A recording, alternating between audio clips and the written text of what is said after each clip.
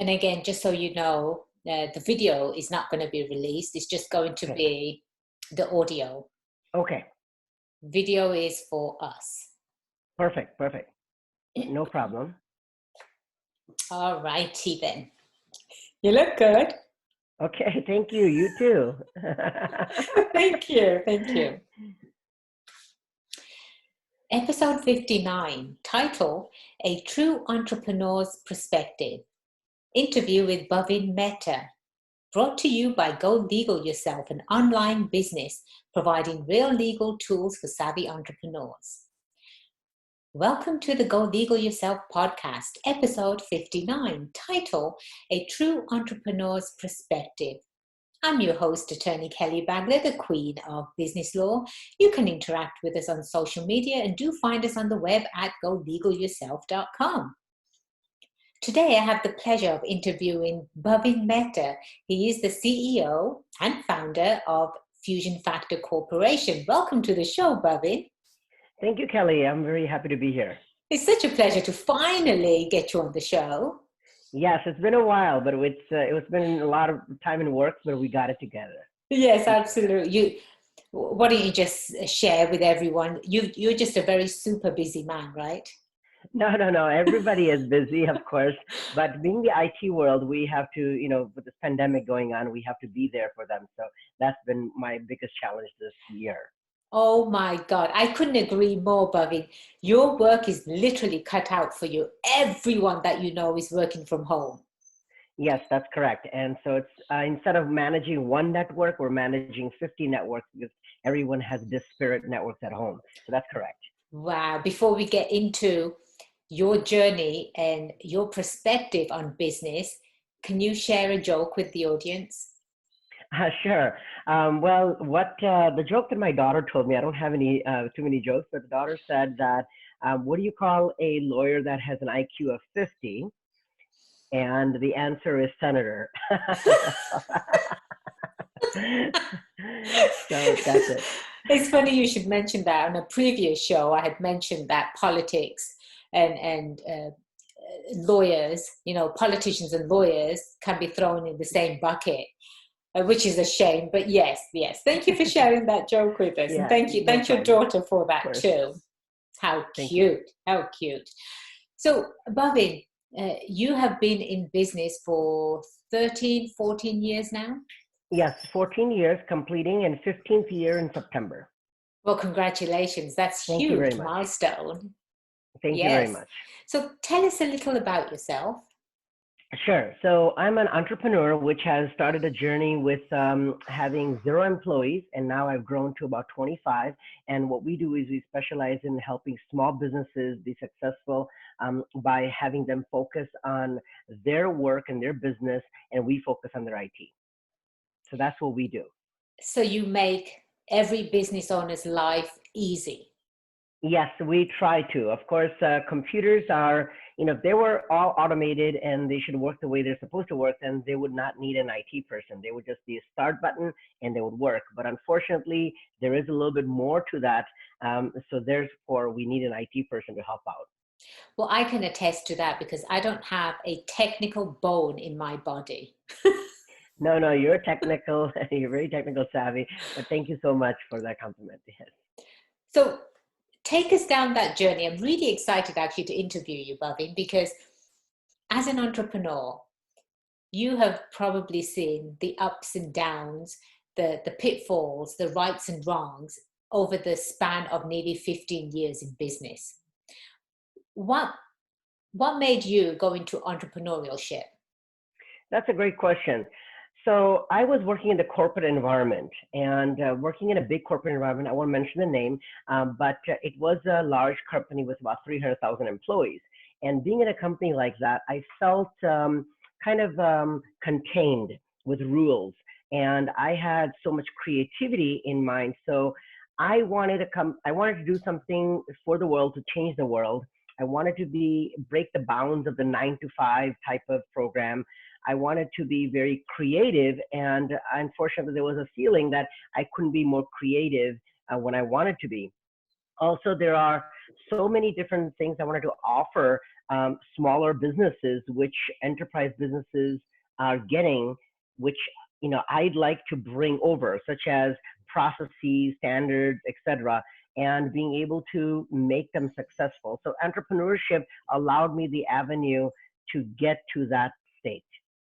Bhavin, it seems like for a majority of entrepreneurs, their journey begins exactly how you described yours.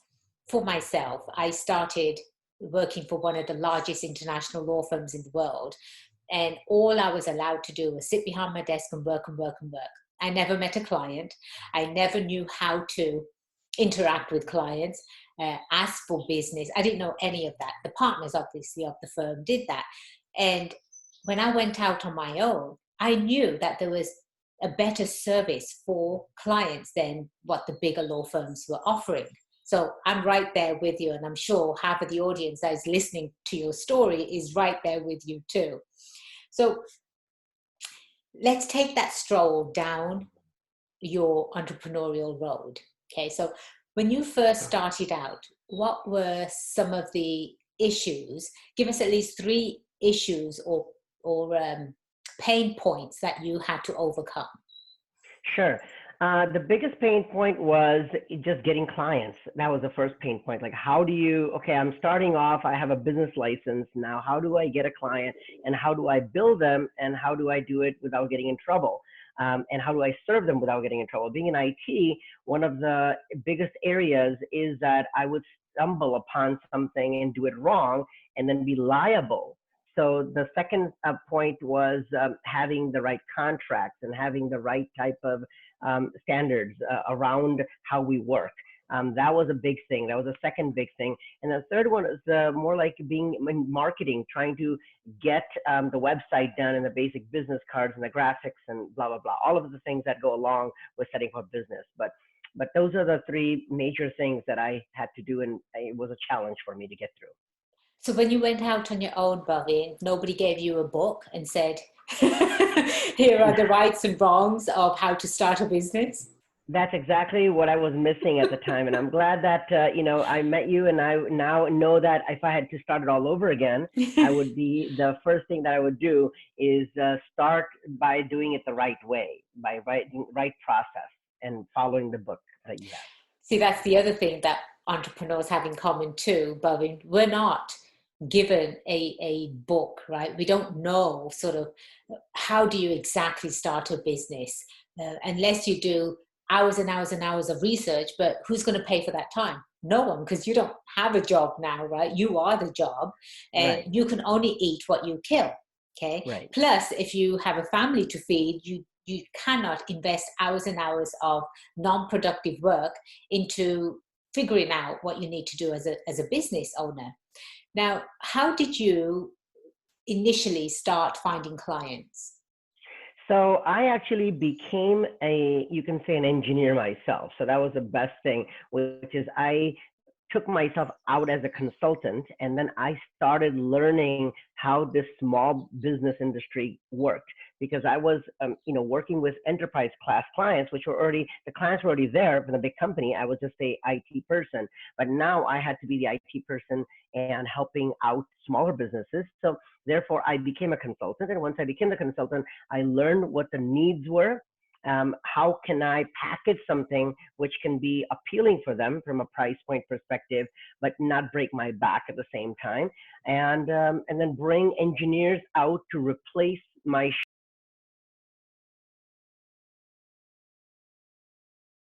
becoming a bigger company, which is every time I had to do the process myself first and then move that forward. But the difference between you, your company, and the big conglomerates is that you're actually accessible, you're available. And the biggest advantage of hiring your company over the big companies is that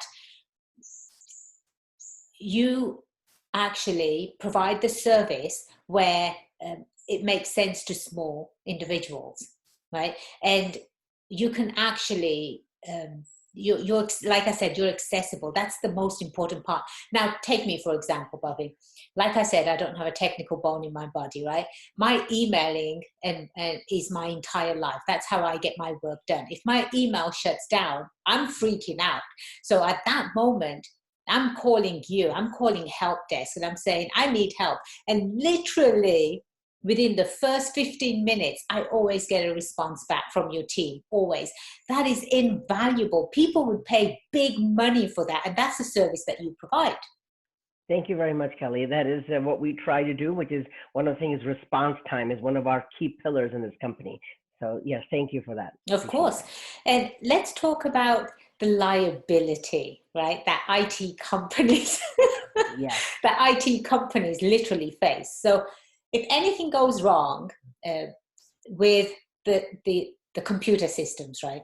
The internet, you name it, anything that helps run your business, IT wise, if any of that goes down or something goes wrong with it, the business owner, the clients, the very first people they're going to blame and point fingers is at their IT people, right? That's right. Absolutely. They do. That's correct. So how do you, and not to mention that just the industry that you're in, it's quite litigious because again, like I said, my emailing is my entire life. If that goes down, I'm out of commission. So how do you, Bhavin, how do you go above and beyond for your clients to make sure that your liability is actually limited? So the most important thing is that when we are a services organization, so we technically, for example, do not make the software that runs your email system. We also do not supervise the email systems of the clients that may be emailing you. So there is a kind of uncontrollable area where the email that goes into your mailbox is actually managed by a company called Microsoft, for example, which I don't.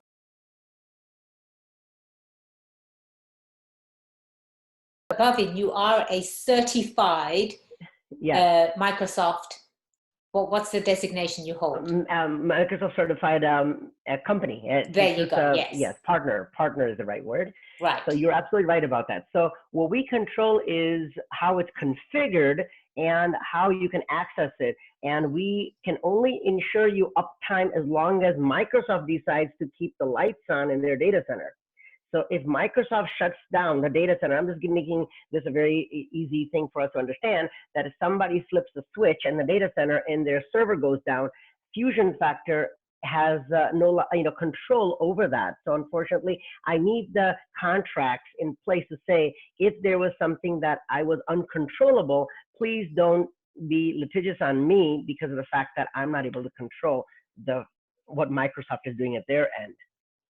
That's fantastic. Without a contract, as a business owner, without a contract, you literally open yourself up to all kinds of risks and litigation, right? That's correct. The number one thing that can take down any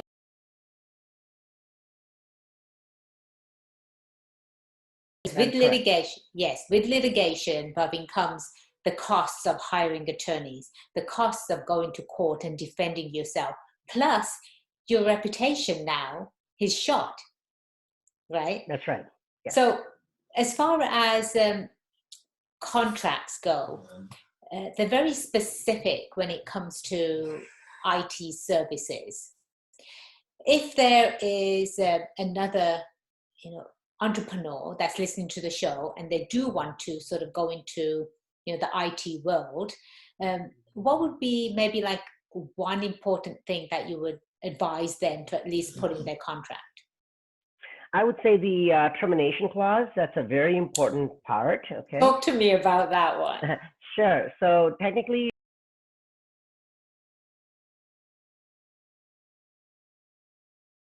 thing people do is they look for, well, how do I terminate this company? And if it's very easy, then it makes us entrepreneurs, it makes it very difficult for us because we have engineers we have to pay on a monthly basis. So I think there should be an opportunity for us to.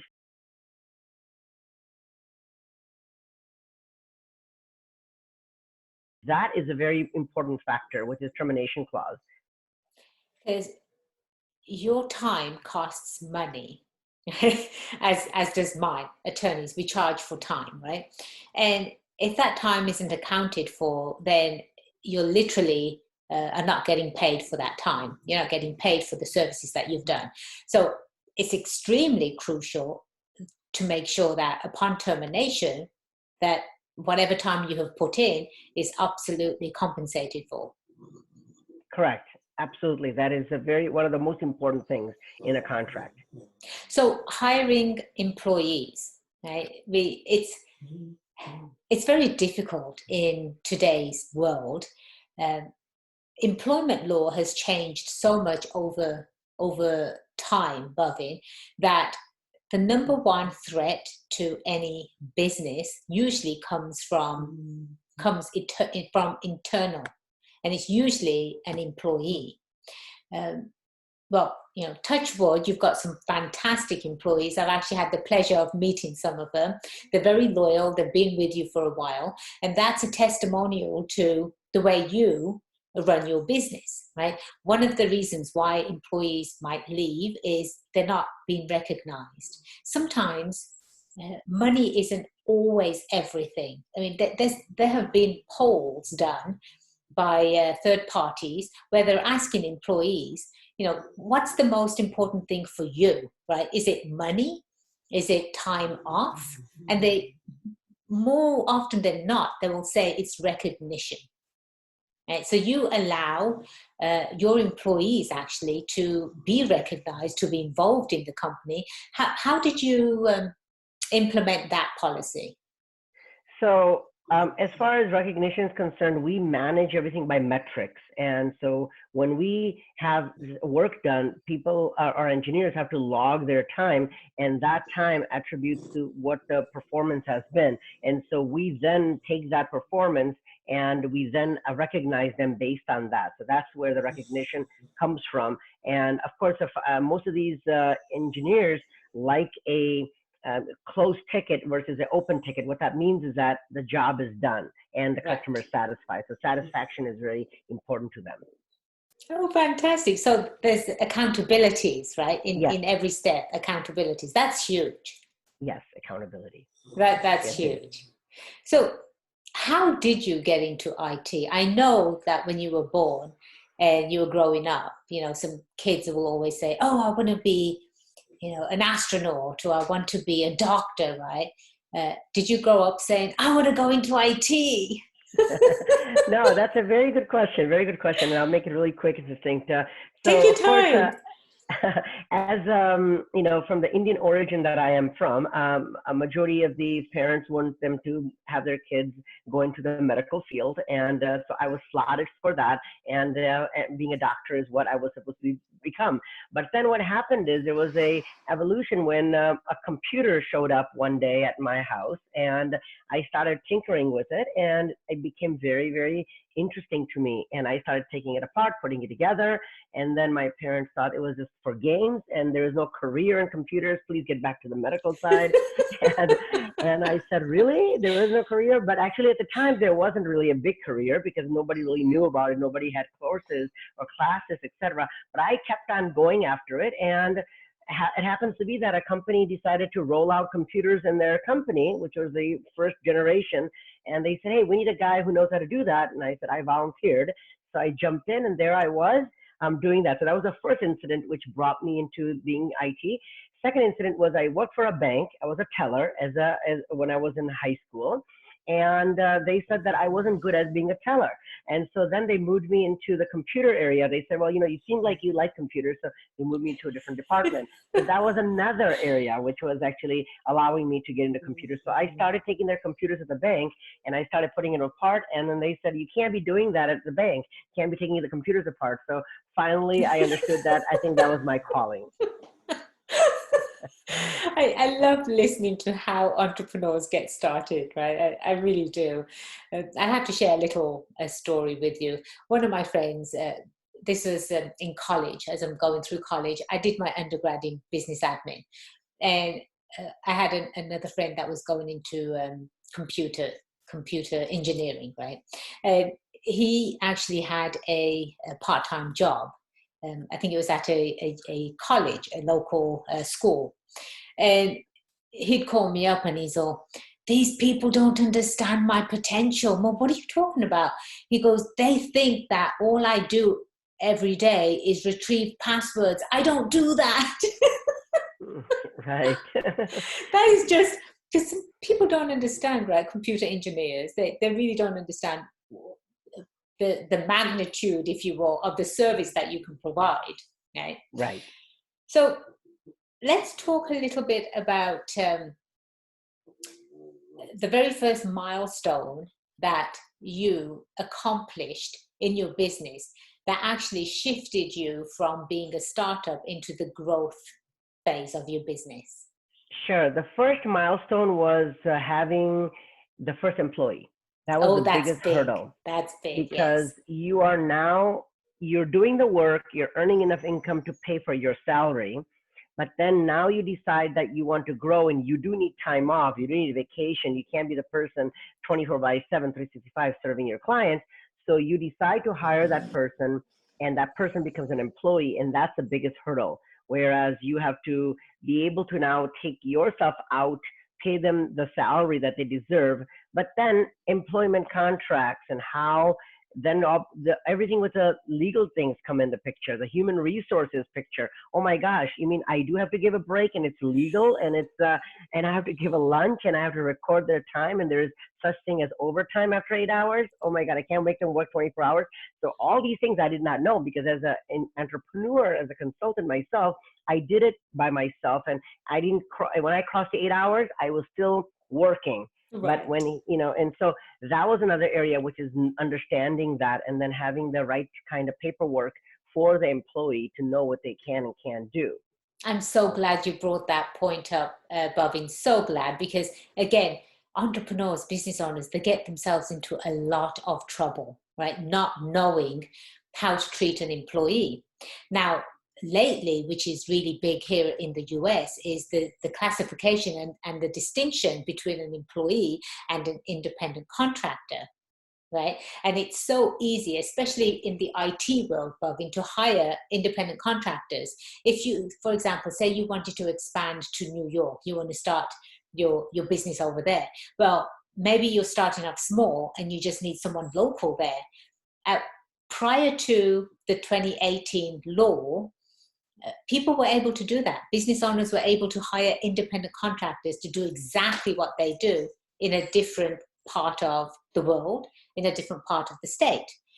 But you can't do that after that law was passed, right? So yes, you're absolutely right. As a business owner, you do have to make sure you've got your legal ducks in a row as far as hiring employees. And yes, it's really exciting, because now you're making enough money to hire your first employee, but along with that comes all of the legal checklist that you have to go down and make sure that you've covered. Right, absolutely. Yes. And I believe that, that's where I need your help, and thank you for being there. My pleasure, absolutely. Can you give some advice to a business owner that is two phases? A business owner that wants to start out, what would be the number one advice you would give them? Number one would be to get their handbook in place. So that's the most important thing. I think that's the one thing that I didn't do until later on in my business, after issues came up. And issues as in just, questions, you can say, not really Right. issues, but Right. just questions. But it's better to be straight up with the handbook to say, this is the way my business operates. You sign it and you acknowledge it so we can move on. This is how the vacation policy is, and this is how, etc. Or when you're going to get paid, or whatever it may be. So that's the first advice I would give. The second advice would be to prepare, making sure that you're incorporated properly. So talk to an attorney to make sure you're properly situated. Your S corp, C corp, your partnership, whatever it may be. I'm not the expert here, but the point is, I get that straight in the beginning. Yes. And I'm sure you can share a lot of info on that. And then finally, trying to put your when you touch someone else's computer, for entrepreneur, I mean, in other different businesses, it may be different, but when I touch someone else's computer, I am liable. Once I touch the A key on their computer and their computer blows up, then I am liable. And now how do I protect myself? So I need a services agreement drawn up to say this is the way we work. And if the A key made your computer blow up, then I did not have anything to do with that because the A key just was loaded. Then it doesn't mean that I'm at fault for replacing your entire computer. And that's where your contract comes in. Yes, that's right. Thank you. Absolutely. Protecting yourself from liabilities. It's huge, Bhavin. What about if a company that is growing? Yes, you said make sure you put your employee documents in a row, right? So how let's talk about marketing. Your field is quite saturated, would you say? Yes, it is very saturated. And how do you, as a business owner, what would your advice be to someone that is looking to grow their business with more clients? What is something that you have done that's worked for you? Number one is being there on social media and the web. That is the most important thing. I think you have to be available not only physically by phone, but available through the computer system or the internet, and being there accessible. So if somebody's typing in IT support, Carlsbad, you should be number one. And if you're not, then you're doing something wrong, number one, because you haven't done your SEO correctly, search engine optimization. Also, there is such thing as Google AdWords, which there's such thing as Google AdWords, which allows you to be able to pop the ad up as well earlier. That's another area. Working with the website, making sure that you have a prominent website, making sure you have testimonials on your website. That's another area. Making sure that you have your business location in a central area where you can actually commute to your clients so you are accessible in a timely fashion. Those are the other areas that I would go into. If you are looking at it from a computer operations perspective, you want to make sure you have the right tool sets available to protect your company and the client's computers, like antiviruses and all those things that go along. I have a laundry list of things, but as a general business, I think I would say this is what we can start with. That's just fantastic information, Bhavin. But you're missing one aspect too. So I do believe you have a book, which is available on your website. Yes, I Yes. do. That's right. So you're an expert in your field. Thank you very much for that. Yes, I try to be, but of course, there's things are changing every day, and staying on top of that is a challenge always. Yes, of course. But how can people get a hold of you, Bhavin? Because I know after they listen to this, they are going to want a reliable, trustworthy IT partner, if you will, on their team. Your information will be part of our show notes as well, but how can they get in contact with you? Very easy. Just dial 760-940-4200. That is my phone number. Or look us up on fusionfactor.com. That's FUSIONFACTOR.com. That's fantastic. If you had to do it all over again, what would that number one thing be that you would do differently? I would say the contracts would be the first biggest thing that I would do. I would get them done first, because if I had a solid set of contracts, then a lot of things that I went through over a few years would have been easy for me. Just move on. And I think understanding the legality of how you can operate and what you can and what you can do and what your rights are and what you don't have rights to, etc. Learning that, getting together with a great attorney like yourself or someone else or whoever they prefer, but mainly yourself, because you've been great and you've been really helpful. And I would really encourage that people work with you. You're very easy and accessible, and to be able to get that together, the paperwork together, and then start off on the right foot, then there's nothing that can stop you from getting to the summit that you've decided to get to. I completely agree with you. I do, and you're actually also a speaker, aren't you? You're a speaker. You've held classes at the local chamber of commerce, Yes. also. That's correct. We do the cybersecurity classes at the Carlsbad Chamber of Commerce on an annual basis, and we also teach on basic etiquettes of IT, prevention of security, preventing hackers, etc. Because that's one of the areas that is growing, and how to protect clients' data is one of our expertise.